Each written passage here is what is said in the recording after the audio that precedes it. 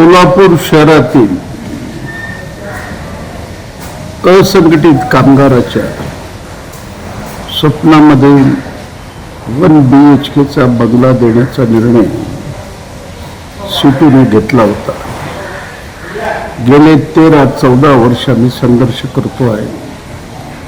रस्त्यावरची लढाई लढतो आहे. मुख्यमंत्री पंतप्रधानापर्यंत आम्ही शिष्टमंडळ नेतो आहे.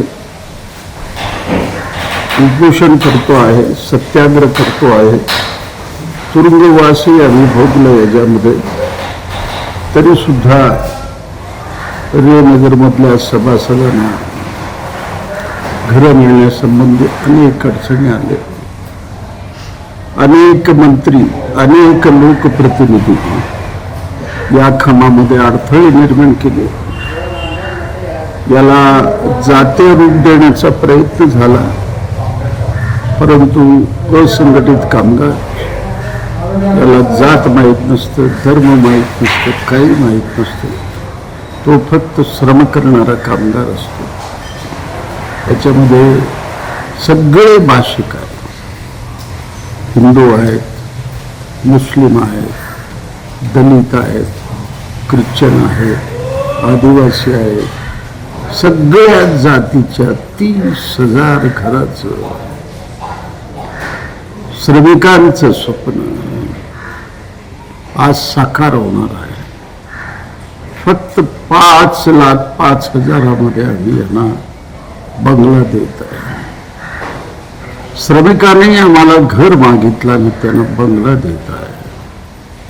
त्या ठिकाणी पाणी, वीज, रस्ते, ड्रेनेज, अंगणवाडी, प्राथमिक शाळा, भाजी मार्केट, मैदान, वाचनालय, संस्कृती भवन असं सुसज्ज भारताच्या नकाशावर श्रमिकाची वस्ती, श्रमिकाचं शहर वसवण्याचा आम्ही ध्यास घेतला.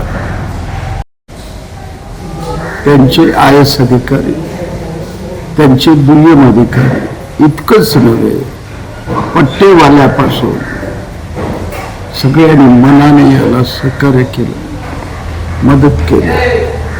म्हणून आज 30,000 घर,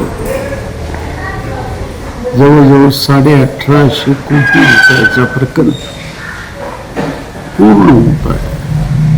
त्यातला पहिला टप्पा भारताचे पंतप्रधान आदरणीय नरेंद्र मोदींच्या हस्ते 19 जानेवारीला सकाळी 11 वाजता हस्तांतर कार्यक्रम होणार आहे. सोलापूर शहर हे मार्शलाचं शहर आहे, हुतात्म्याचं शहर आहे, हे श्रमिकाचं शहर आहे. म्हणून सर्व सोलापूरच्या जनतेला, मग श्रमिक असतील, शेतकरी असतील, मध्यमवर्गीय असतील, छोटे कारखानदार असतील, छोटे व्यावसायिक असतील, या सगळ्याला मी जाहीर आमंत्रण देत आहे. 19 जानेवारीला सकाळी 9 वाजेपर्यंत लाखो संख्येने आपण हजर राहूया.